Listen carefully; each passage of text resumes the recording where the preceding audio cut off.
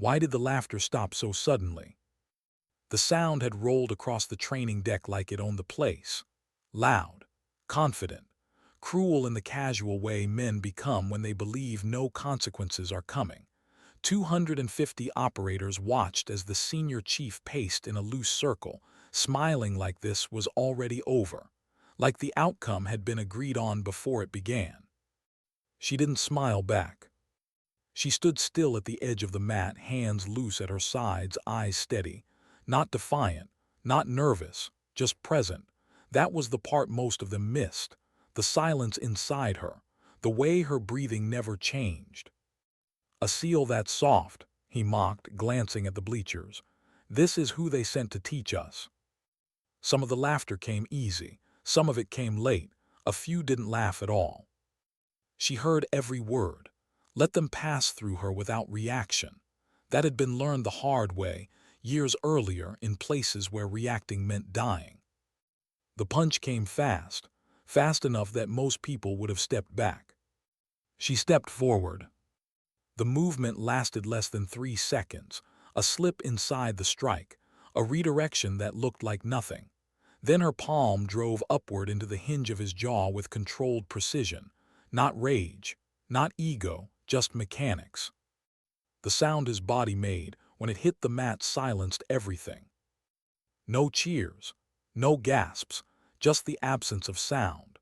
250 elite operators staring at a woman standing over a man who had never lost a demonstration match in 6 years. She didn't gloat, didn't help him up, didn't look at the crowd. She explained the technique calmly, like this was exactly what everyone had come for. But what none of them understood, what they couldn't have known, was that she hadn't come there to teach. She had come because 7 years ago, someone had signed a piece of paper that sent her brother into an ambush, and that man was somewhere on this base. She had finally found the trail, and she wasn't leaving without the truth. Why did she never flinch when the harassment started? It began quietly, small things. Her access card failed one morning. Her name was missing from a roster that hadn't changed in months. A meal denied, hot water shut off. Administrative errors, they called them, apologies without eye contact. She documented everything and said nothing. That silence unsettled them more than anger would have. At night, when the base settled into its low mechanical hum, she trained alone. Heavy bag, controlled combinations, no wasted motion, no sound except breath and impact.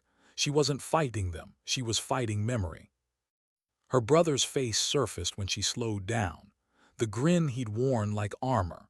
The dog tag he'd pressed into her hand before his last deployment. The way he had said, "Don't believe what they tell you." She hadn't. 7 years of quiet investigation, redacted files, dead ends, intelligence fragments stitched together in borrowed rooms. She had learned patience in places where impatience got people buried without names. Now she was close, close enough that powerful men were uncomfortable. That was how she knew she was right. The formal complaint arrived on the 3rd day: excessive force, psychological distress, a request to remove her. She read it once, then again. Then she waited. Why would a commander order a public assessment instead of burying the problem? Because sometimes the truth demands witnesses. 3 opponents, consecutive, in front of everyone. She stood alone on the same platform where the laughter had died days earlier. This time, the crowd was larger. Word had spread. Curiosity sharpened by resentment and awe. The first came fast, too fast, aggression without patience. He tapped out in seconds. The second came cautious, skilled, experienced. He lasted longer, he tapped too. By the time the third stepped onto the mat, the noise had vanished again.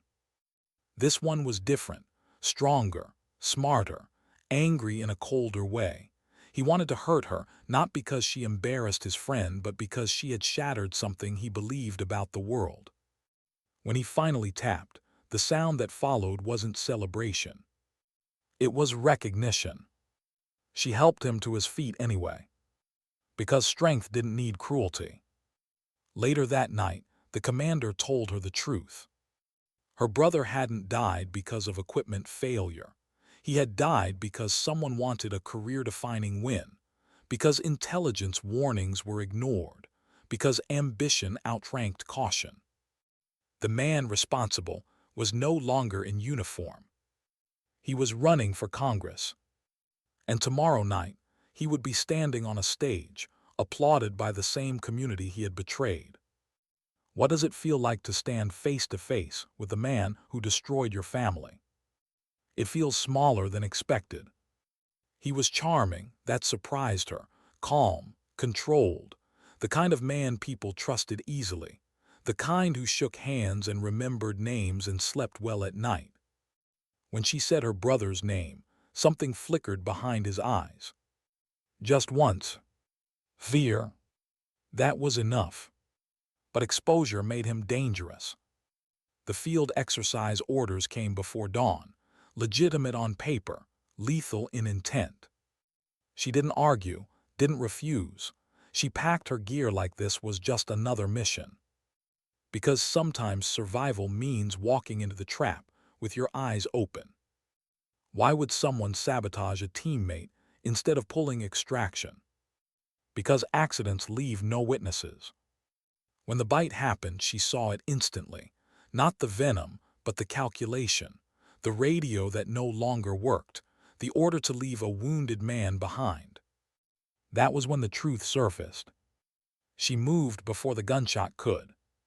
Disarmed, controlled, efficient. And when the man finally talked, the final piece fell into place. They weren't just trying to silence her. They were about to kill a reporter. That was the moment her mission changed. Justice could wait. Lives could not. How far would you run when there's no one left to call? Farther than you think. She ran out of the swamp bleeding and breathless, hitched a ride with a man who knew loss without explanation, stole a motorcycle without apology. Because urgency has no room for politeness. She reached the bar with minutes to spare. The confrontation was quiet, close, human. No explosions, no speeches. Just truth finally refusing to stay buried. By morning, the story was everywhere. Investigations launched, campaigns collapsed, careers ended. And for the first time in 7 years, she stood still without carrying the weight alone. Her father stood beside her now, not as a legend, not as an admiral, just as a man who had finally learned to see his daughter.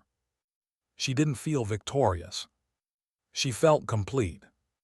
Because dignity doesn't announce itself. It doesn't ask permission.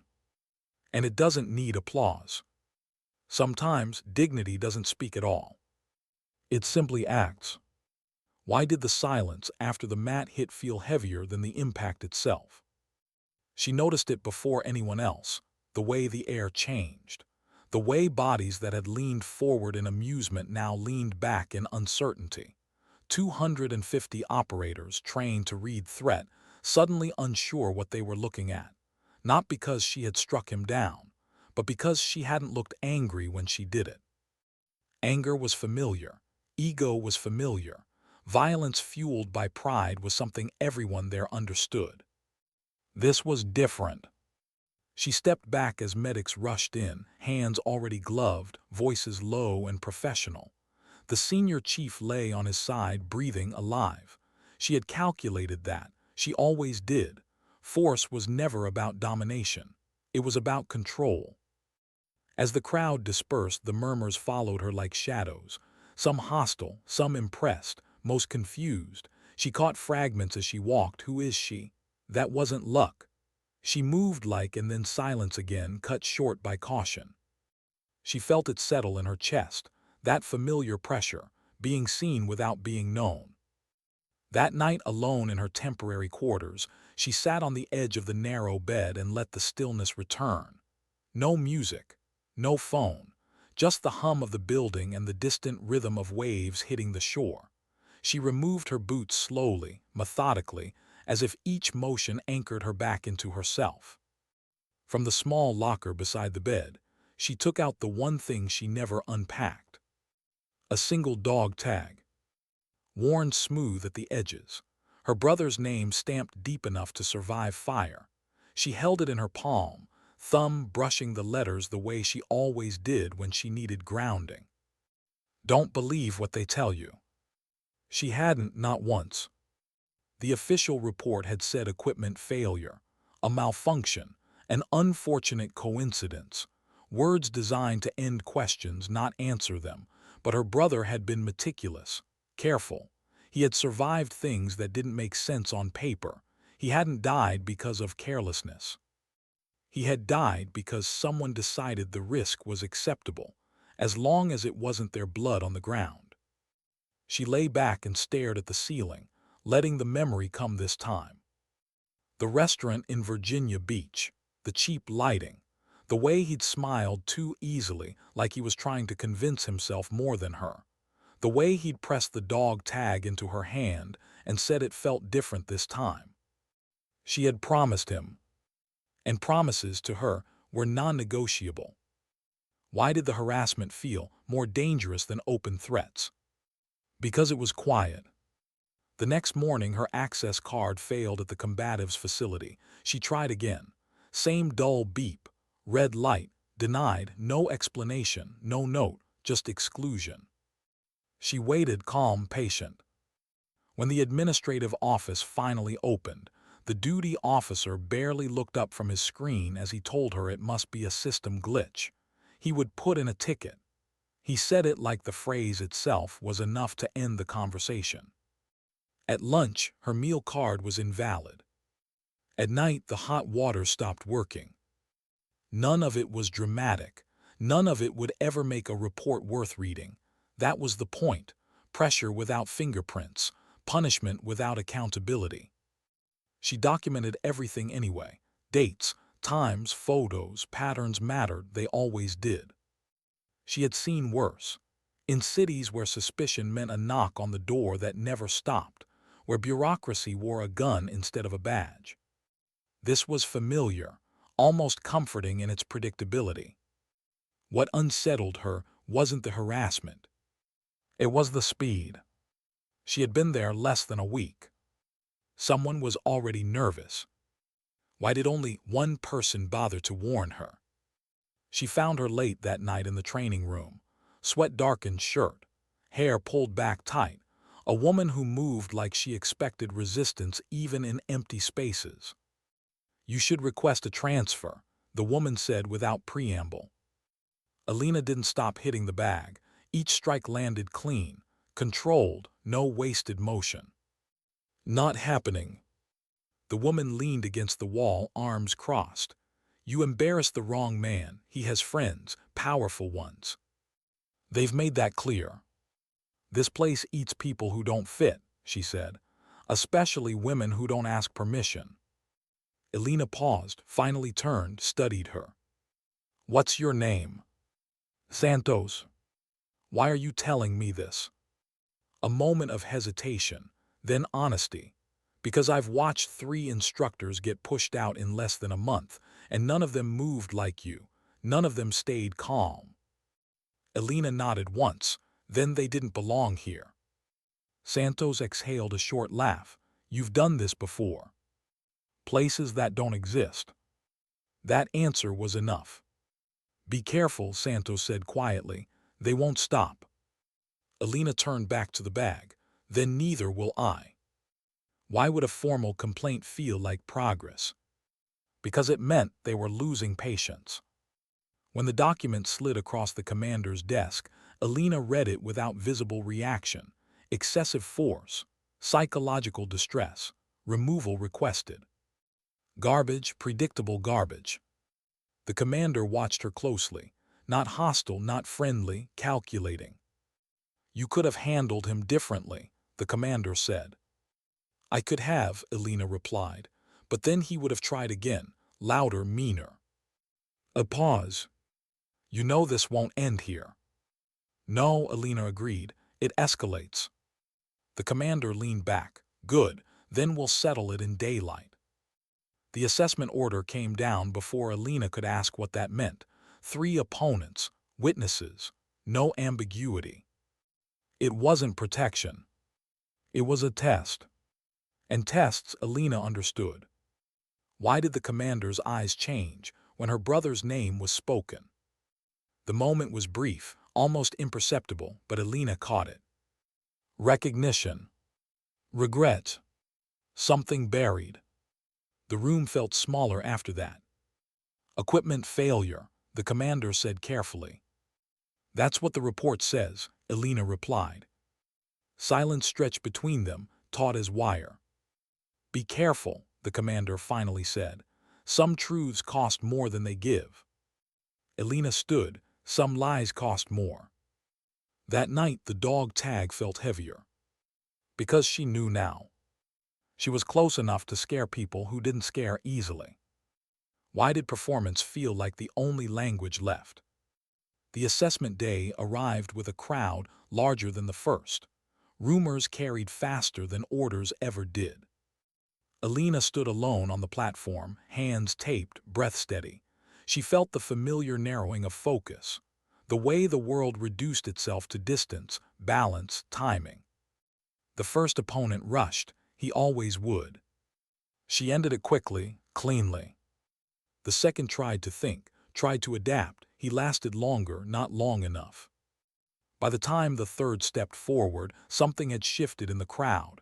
This wasn't entertainment anymore. This was education. When it ended, no one laughed. They watched. They understood. And some of them, quietly, recalibrated everything they thought they knew. Why did victory feel hollow? Because it wasn't what she came for. That night, alone again, Alina sat with the dog tag resting against her chest. The applause was already fading into rumor, into myth. But the truth was still buried. And somewhere nearby, a man who had signed her brother's death warrant slept comfortably, confident the past would stay buried. She closed her eyes. Tomorrow she would move closer. And someone, finally, would have to answer. Why did the invitation feel heavier than a threat? It arrived without ceremony, a single line typed in clean, official language. No emotion, no explanation, just orders, the kind that looked harmless on paper and ruined lives in practice. A formal assessment had proven her skill. The complaint had collapsed under daylight. And yet here it was, a reassignment, temporary, necessary, routine. Nothing about it felt routine. Alina read the message twice, then once more, slower. The location, the date, the authority that signed it. She memorized every detail, then deleted the message like it had never existed. That was habit. Evidence lived elsewhere, in places people didn't think to look. She sat back in the chair and let the tension settle. Not panic, not anger, something colder. A recognition she had learned years ago in rooms with no windows and men who asked questions they already knew the answers to. When pressure changed shape, it meant someone higher up had noticed you. That night she dreamed of water, thick, dark, swallowing sound. She woke before dawn, heart steady, already awake in the way her body always was before something went wrong. Why would a commander confess instead of commanding? The meeting happened behind a closed door, late enough that no one would wander by accidentally. The commander didn't offer rank or protocol this time, just truth. She poured 2 drinks and drank one herself. I approve the intelligence, the commander said quietly. Not because I believed it, because I was ordered to. Alina didn't move, didn't speak.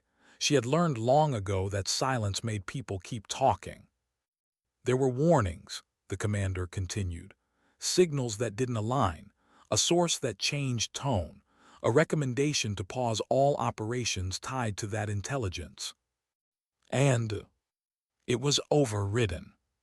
By whom? The name landed like a weight, familiar, public, respected. Now running for office.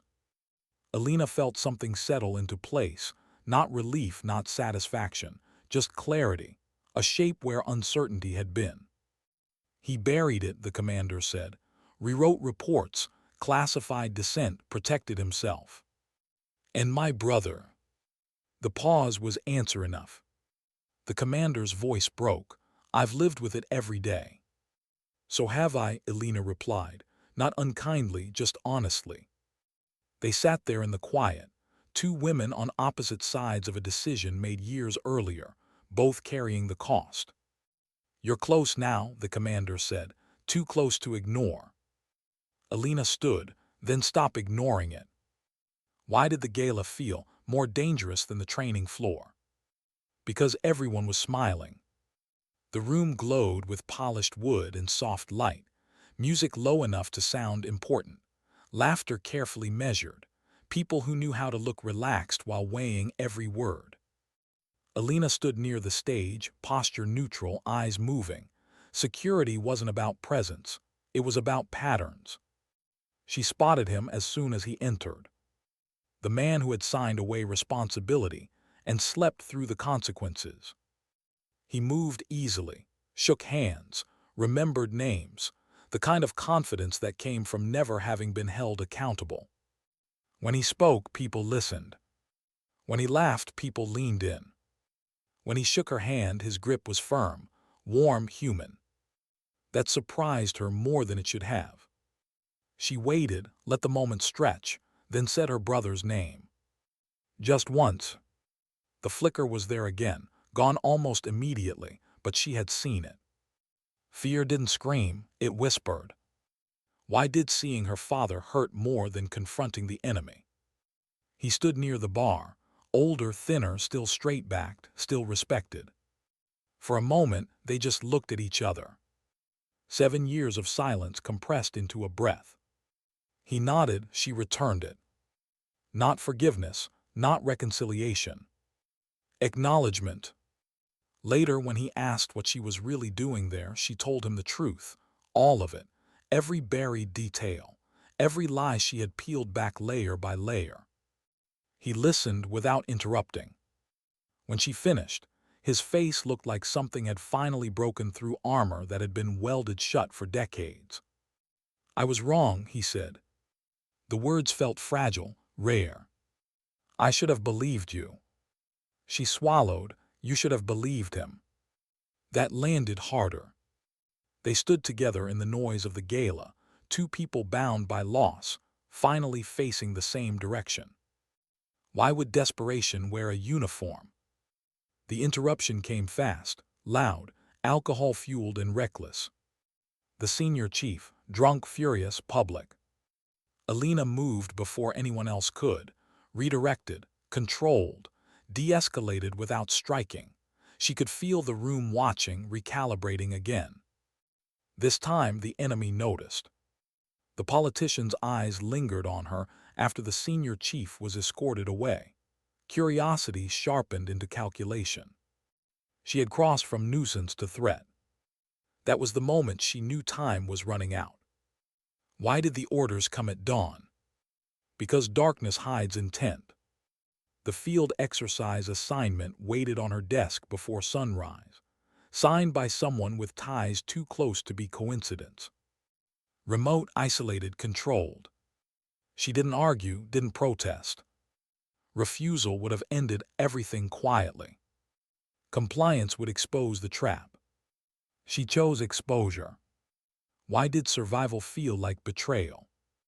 The swamp swallowed sound. Heat pressed in from every direction. The team moved through terrain that punished hesitation. For 2 days, nothing happened. That was worse. When the bite came, Elena saw it instantly, not as an accident but as a pivot. When the radio failed, the shape of the trap revealed itself fully. And when the truth finally surfaced at gunpoint, there was no more doubt. They weren't meant to finish the exercise. She wasn't meant to leave. Why did she run instead of finishing it there? Because the mission had changed again. When the man finally talked, when the name of the reporter surfaced, when the timeline snapped into place, Elena chose urgency over vengeance. She left the swamp bleeding, breath burning, legs screaming. Because justice could wait. An innocent life could not. As she broke through the tree line and felt pavement under her boots, one thought stayed steady, anchoring her through exhaustion and pain. This ends now. Not with rage, not with spectacle, but with truth, finally refusing to stay buried. Why did the sound of gunfire behind her feel quieter than the truth in her chest? Alina didn't look back as she ran. Not because she wasn't afraid, but because she understood something fear sometimes teaches too late. Looking back costs time, and time was the one thing she no longer had. Her leg burned where the round had grazed her, heat giving way to a dull, spreading ache. Not fatal. She judged that in the instant it happened. Pain could wait. Distance couldn't. She pushed harder, breath tearing in and out of her lungs, boots slapping wet ground until the swamp finally gave way to asphalt. The road came into view like a promise she didn't trust. A truck passed, then another. She stepped into the lane anyway.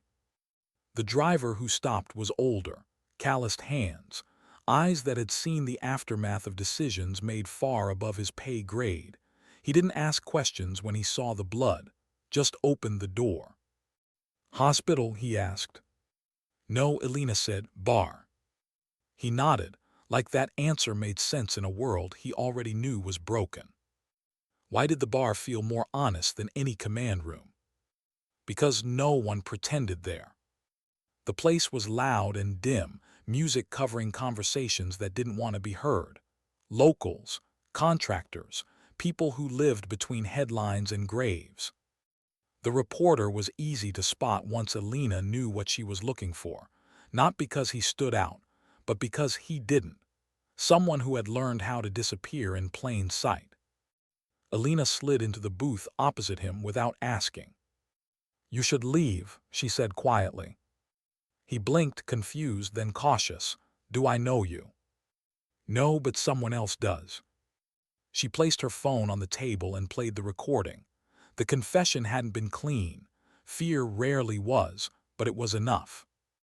The color drained from his face. "They're coming," she said, "soon." The gunman arrived seconds later. Why did the moment stretch instead of explode? Because reality rarely arrives the way movies promise. The man hesitated just enough. Alina moved. No flourish, no rage. A disarm that ended with him on the floor, breath gone, weapon kicked out of reach. The bar froze. Sirens followed. When it was over, Alina stood there shaking, not from fear, but from the sudden release of tension she had carried for years without numbing.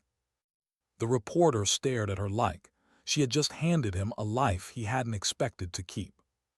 "Why?" he asked. She thought of her brother, of the commander, of the dog tag worn smooth by waiting. Because someone should have done it sooner. Why did exposure feel heavier than revenge? The story broke fast. Documents, names, patterns. The man who had once moved easily through crowds now vanished behind statements and lawyers. Investigations bloomed like bruises spreading under skin. Alina didn't watch the coverage. She sat in a quiet room, legs stitched, body exhausted, mind finally slowing. Her father arrived without warning, sat beside her without ceremony. "I should have protected him," he said. She looked at him, really looked. "We all should have," she replied. They sat there together, not fixing anything but finally sharing the weight. Why did forgiveness feel optional, but truth essential? Days passed, questions came, some she answered, some she didn't. She wasn't there to become a symbol. She was there to finish something. When the commander called, her voice sounded lighter, like a burden had shifted. "It's done," she said. Alina closed her eyes. Not closure, but movement. Why did she stay when leaving would have been easier? Because running had never been the same as quitting. She returned to the base quietly. No ceremony, no apologies, just work. Some looked at her differently now, not with awe, with respect that didn't need words. Santos met her in the training room. They backed off, Santos said, for now. Elena nodded. They usually do when the light comes on. Why did the mat feel different this time? She stood on it again, not to prove anything but to teach. A younger operator hesitated before stepping forward. I heard you don't miss, he said. Elena smiled faintly. Everyone misses. She showed him how to recover. Because strength wasn't about never falling. It was about knowing how to stand back up. Why did peace arrive so quietly? That night, Elena lay on her bed, dog tag resting against her chest. The hum of the bass felt less oppressive now, almost human. Her brother's voice came back to her, not as a warning, but as something gentler. You did enough. For the first time in 7 years, she believed it might be true. Not because everything was fixed, but because the truth was no longer alone. And sometimes that was enough. Why did the quiet after everything unraveled feel more dangerous than the chaos before? Elena noticed it on the 5th morning back. The way the bass woke up like nothing had happened, boots on concrete, doors slamming, voices carrying routine complaints. The machine kept moving. It always did. That was the part most people didn't prepare you for. Not the firefights, not the betrayal, but the return to normalcy after truth had torn something open and no one wanted to look inside. She moved through the corridor with her usual economy, legs still stiff but functional. The medics had offered light duty. She declined. Pain was information. As long as she could interpret it, she was fine. Still, eyes followed her now. Not openly, not with admiration, with recalibration. She had crossed an invisible line. Some saw her as proof that the system could correct itself. Others saw her as a reminder that it often didn't. Both made people uncomfortable. She preferred that to being invisible. Why did Santos hesitate before speaking? They met near the racks, the air thick with metal and disinfectant. Santos leaned against a bench, arms folded, gaze fixed somewhere over Elena's shoulder. They're rotating staff, Santos said finally, fast. Elena nodded. She had expected that. When rot was exposed, institutions didn't heal. They relocated. Internal affairs, Elena asked. Santos shook her head. Not officially, but files are moving. People are clearing desks. Good, Elena said. Santos exhaled slowly. You ever wonder if it was worth it? The question hung there, heavier than Santos intended. Elena thought of the reporter's hands shaking as he held the recording device, of the commander's voice cracking, of her father's shoulders finally sagging under the weight he'd carried alone for too long.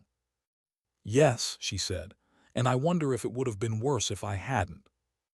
That answer didn't resolve anything, but it was honest. Why did the request come from someone she didn't recognize? The email arrived mid-afternoon. No rank she knew. No history she could trace easily. A meeting request, off-base, discreet. Elena didn't respond immediately. Instead, she pulled the thread the way she always did. Names, connections, timelines, nothing obvious. That bothered her. When she finally agreed, she did so on her terms. Public place, daylight, backup she didn't mention. Why did the cafe feel like neutral ground? Because no one owned it. The woman waiting for her was younger than Elena expected. Civilian clothes, tired eyes, the kind of posture that came from bracing for impact long before it arrived. Thank you for coming, the woman said. My name is Rachel. Elena sat. You wanted to talk. Rachel nodded, swallowed. My brother was on that mission too. The air shifted. He didn't die, Rachel continued, but he came back different. Quiet, angry. He stopped talking to us after the official report came out, said no one would listen. Elena said nothing. I saw the news, Rachel said. The investigation, the documents. I recognized the details. Things he used to mention before he shut down. Rachel's voice wavered. I just needed to know if it was real, if someone finally told the truth. Alina met her eyes. It was real. Rachel closed her eyes, relief and grief tangling together. Thank you. Alina felt the familiar tightening in her chest. This was the part that never made it into after-action reports. The quiet collateral damage that didn't bleed on camera. You didn't fail him, Alina said gently. He was failed. Rachel nodded. Will he ever talk again? Alina paused. Maybe, when he's ready, when the world stops telling him he imagined it. Rachel stood. That's enough for now. As she left, Alina stayed seated, staring into cooling coffee she hadn't touched. Because saving one life never meant the war was over. Why did memory choose now to resurface? That night Alina dreamed of the desert, not the ambush, not the gunfire. The waiting. The long hours before everything went wrong. Her brother checking his gear twice, joking with someone off camera, alive in a way that didn't know it was temporary. She woke with tears she didn't wipe away. Grief she had learned didn't fade. It integrated, became part of your operating system, slowed some processes, sharpened others. She dressed and went to the training floor before dawn, moving through drills alone, muscle memory grounding her when thoughts threatened to spiral. Strength wasn't about erasing pain. It was about carrying it, without letting it dictate every move. Why did the young operator freeze? He was new, too eager, too stiff. They were running a basic scenario, nothing high risk, nothing that should have rattled him. But when she closed distance unexpectedly, his breath hitched, his hands trembled, he hesitated. Alina stopped immediately. What happened? She asked. He shook his head. Nothing, ma'am. She waited. My sister, he said finally. She's deployed, I keep thinking. Alina softened her stance, lowered her voice. Fear doesn't mean you're weak, it means you care. He looked at her, startled. Train with it, she continued. Don't pretend it isn't there, that's how it owns you. Later she watched him repeat the movement correctly, not faster, more aware. It felt like a small victory. Those were the ones that lasted. Why did the offer feel like a test? The promotion came without ceremony, a chance to move into strategic training, influence doctrine, shape culture.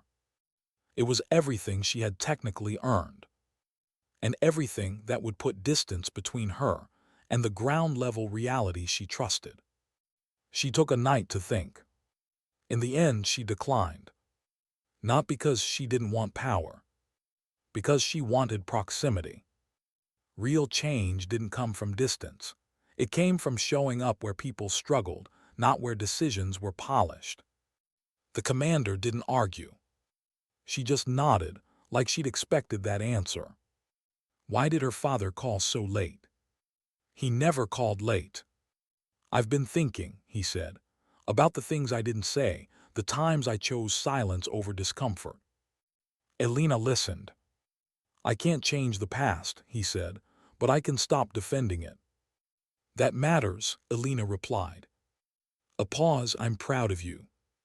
The words landed differently now, not as validation, as reconciliation. After the call ended, Alina sat in the dark, dog tag warm in her palm. She didn't feel whole, but she felt aligned. Why did the base feel lighter without actually changing? Because sometimes change isn't loud. It's a hesitation before a joke that shouldn't be told. It's a pause before dismissing someone who speaks differently. It's a woman no longer having to prove she belongs every time she walks into a room. Those shifts were subtle, but Alina saw them. And for the first time, she allowed herself to believe that maybe, just maybe, the cost hadn't been wasted. Not because the system had redeemed itself, but because a few people had chosen not to look away. And sometimes that was how healing began. Quietly, imperfectly, but forward. Why did the ending arrive without an ending at all? Alina felt it on an ordinary morning. No alarms, no urgency, just the steady rhythm of a place that had learned how to keep moving no matter what it carried beneath the surface.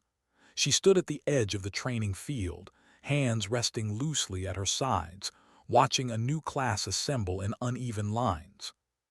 Some of them looked nervous, some overconfident. A few were already tired in ways sleep wouldn't fix.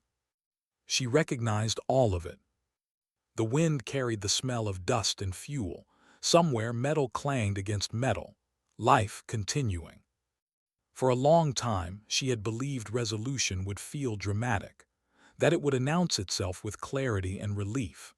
Instead, it felt like this, quiet, unresolved, but no longer heavy enough to stop her from breathing. Why did she still carry the dog tag? Because grief didn't need permission to exist. It rested against her chest as it always had, not as a wound, as a reminder of who she had been before the truth, of who she had become because of it. She didn't wear it for revenge anymore. She wore it because love, once given, didn't expire when someone died. She stepped forward and began the session without introduction.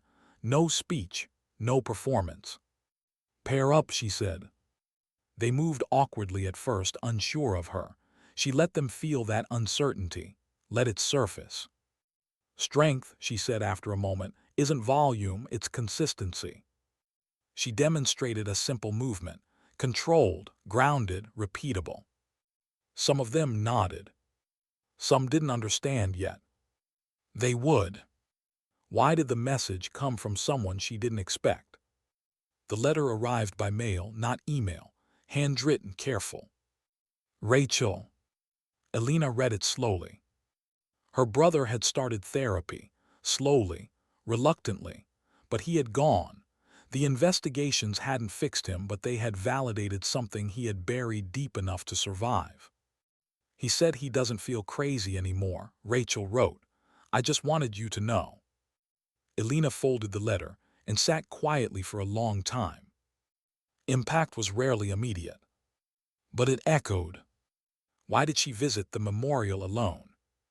She didn't tell anyone where she was going, didn't ask permission. The names were carved clean and precise, too clean for the stories they held. She found his and knelt, fingers tracing letters she already knew by heart.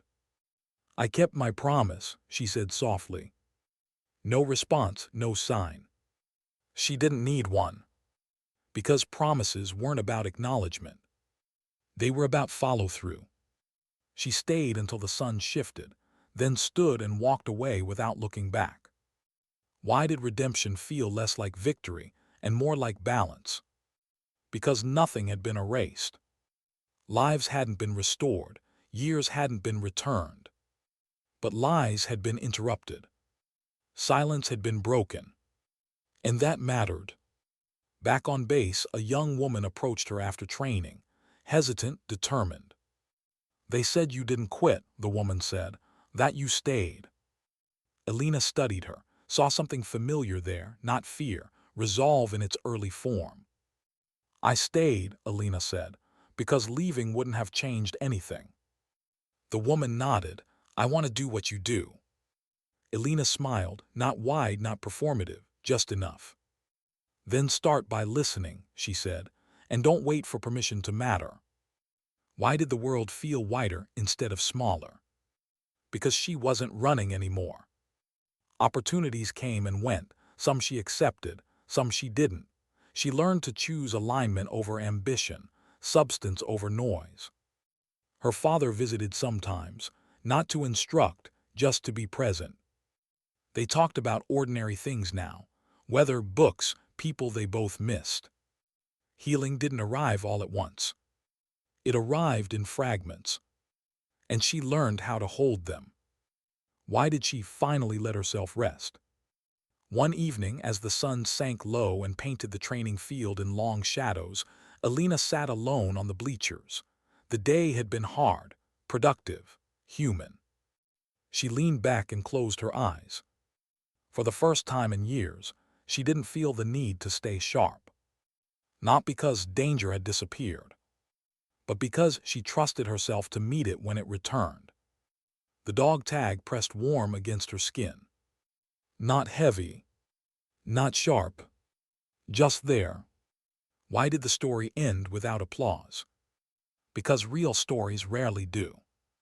There was no final confrontation, no clean fade-out, no moment where everything made sense. There was only continuity and choice. And a woman who had once been mocked, underestimated, and nearly erased, standing quietly in the place she had earned, not by demanding it, but by refusing to disappear. Sometimes dignity doesn't raise its voice. It doesn't demand recognition. It doesn't need permission. Sometimes dignity doesn't speak at all. It simply acts.